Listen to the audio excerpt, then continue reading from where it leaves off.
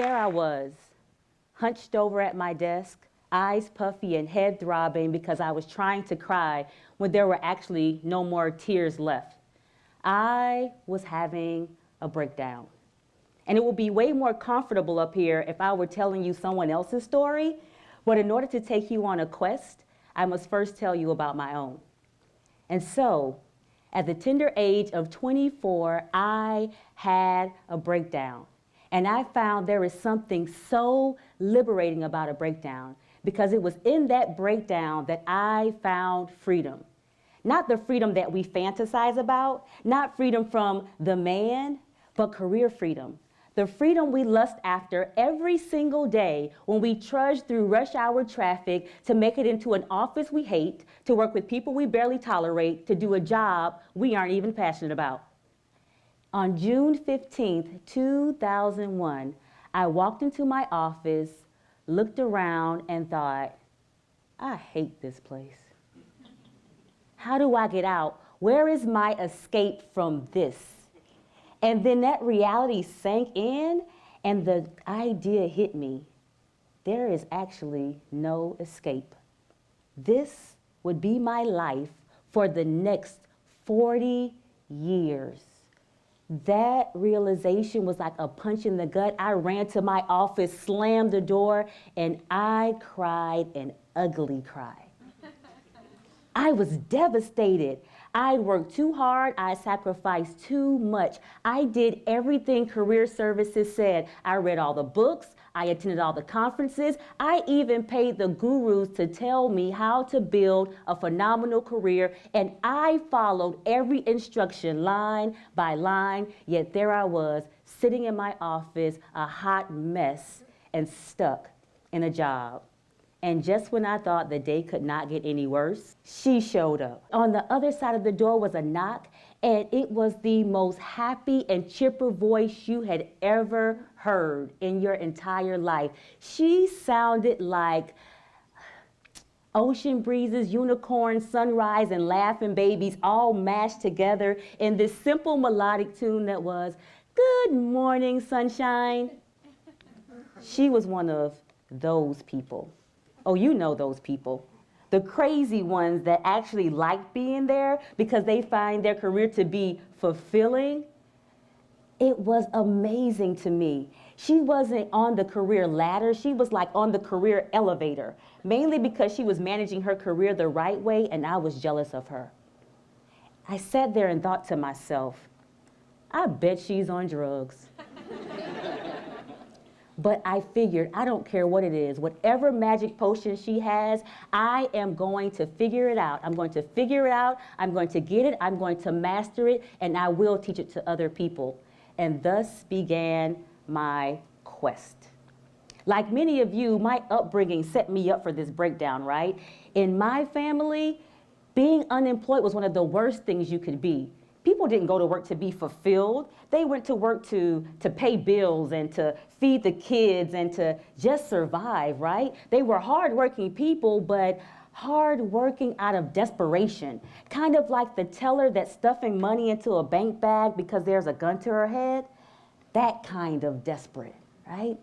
And I remember going off to college, and my grandmother, though she didn't even finish high school, she came to me and gave me her career advice for success. And she said, Dee Dee, you go to school, you get that education, find yourself a good job, stay out your boss's office, and don't forget you ain't white. Now, that sounded simple, but I was miserable following those rules. And here's what was even worse, is that I paid people way more educated than my grandmother to give me advice, and their advice got me no further than hers did. At least hers was free, came with a hug and a slice of sweet potato pie.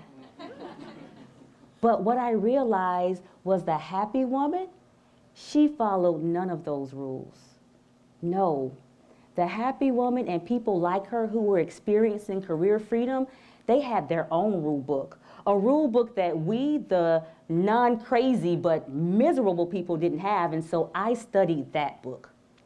And what I found in my time in academia is that everything has a scientific name and a common name, like the flu is actually influenza, Or graphoneage is actually the technical name for scribble, scrabble handwriting. So the scientific name for what I sought to study was employeepreneur. It combined the words employee and entrepreneur. And what I realized was that many of us don't think of our careers as a business. Raise your hand if you think of your career as a business. Most people don't. But the employeepreneurs do. They interact with the company the way a small business owner interacts with their clients. If you've ever seen a small business owner, their client interactions are absolutely magical. I have a nephew whose name is Lindez. He owns a plumbing company. And he always has a joke and a smile on his face. In this picture, he says he's sunbathing, right? But why? Why is that important? Because when someone tells you it will cost $1,000 to fix your toilet, they darn well better make you laugh, right? Every day, he has two goals in mind. One, to get the business, and two, to be the person they call the next time. And with every interaction, he makes his client smile, because with every smile, he's closer to accomplishing one and two. The employeepreneurs, just like the entrepreneurs, devise their own one and two, and they see the company as the client that will make those goals happen. So let's define employeepreneur. Employeepreneurs are employees that manage their careers like a business. Not like I'm minding my own business, but like I am the CEO of this organization, and they see the companies and all the parties they're in as people that will help them either tank, sustain, or grow the business. Essentially, they're managing their career the way Ken Chenault managed American Express. So what I began to do is I began to study people like this. I started with the famous CEOs like the Ken Chenaults or the Ursula Burns or the Bazoma St. Johns. But then I decided I wanted to study everyday people who were around me managing their careers successfully this way. I studied the everyday employeepreneur. And what I did was realize there were a list of things that these people did consistently better than the rest of us. I had a full list and I narrowed it down to 10 for this talk, and then I realized I only had 18 minutes. And so that 10 went from like 10 to 6 and now 4 things that I want to share with you that I began doing and that employeepreneurs did consistently. Number 1, fall in love with the word no. If you don't hear no, or people don't laugh hysterically at some of your requests, you're either asking for too little or cutting yourself short. Employeepreneurs appreciate all of the opportunities that lie between the words yes and no. Jim was an employeepreneur who would ask for the craziest things. One day, Jim went to his boss's office and asked for the position of assistant director. And that sounds like a normal promotion request, except the position actually didn't exist.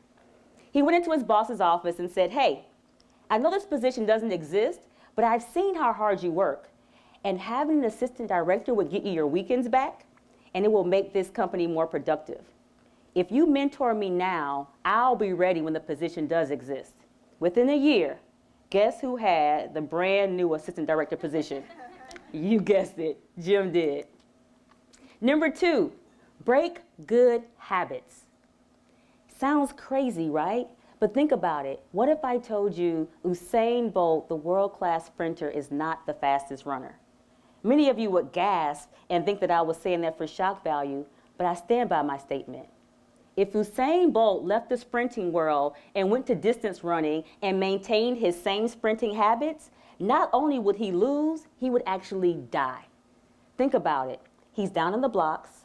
He hears the announcer, "On your mark, get set," and then the gun goes off. He comes out running as fast and as hard as he can for 26.2 miles.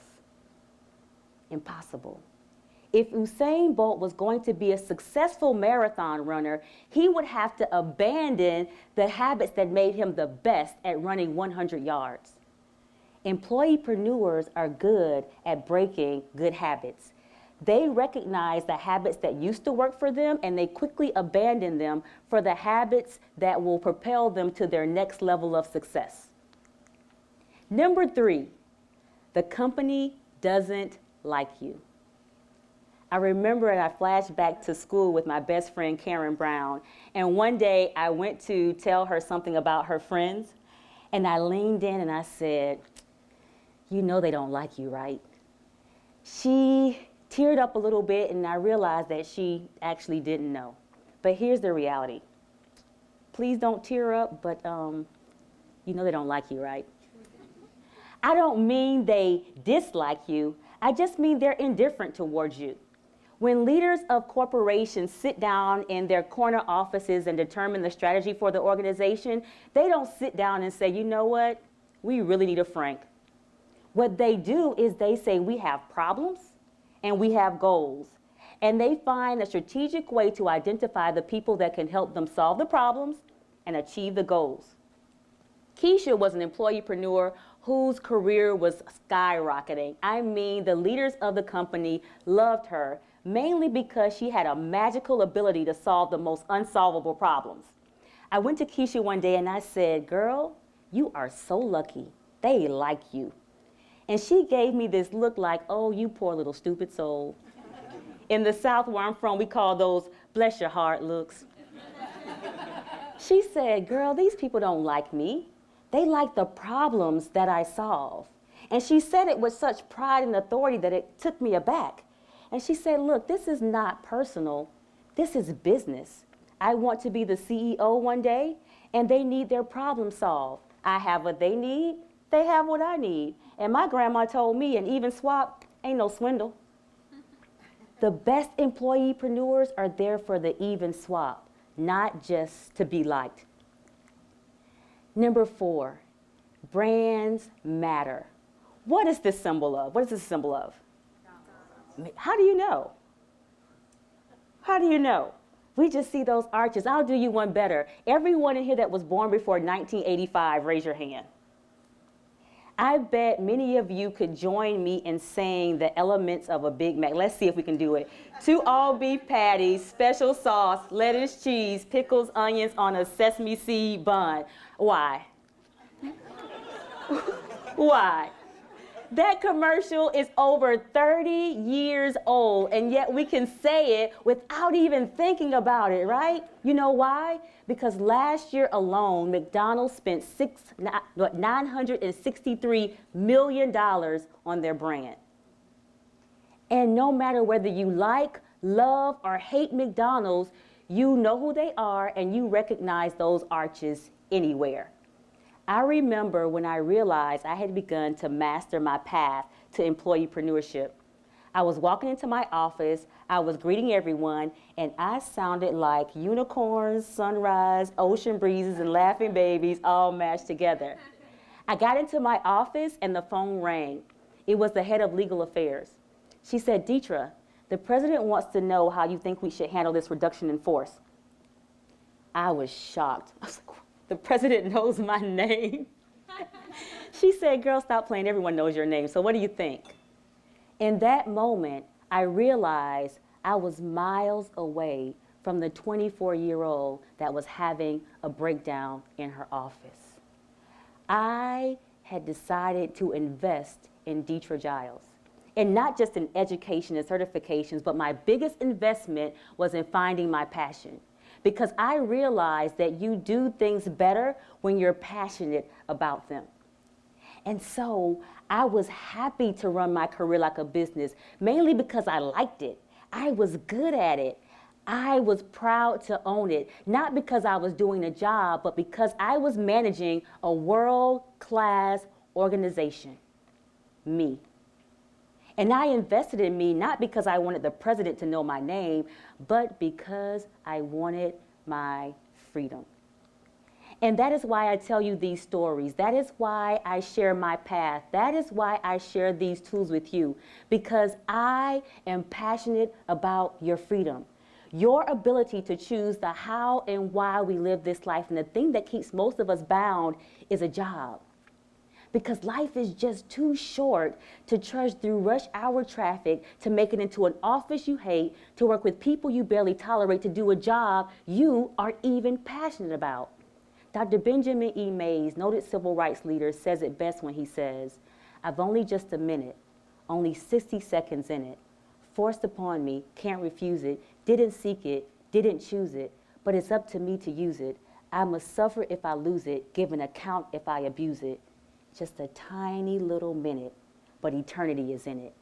It's just a tiny little minute, and you get the right to choose. I pray you choose the quest to crazy and become the next employeepreneur that I seek to study. Thank you.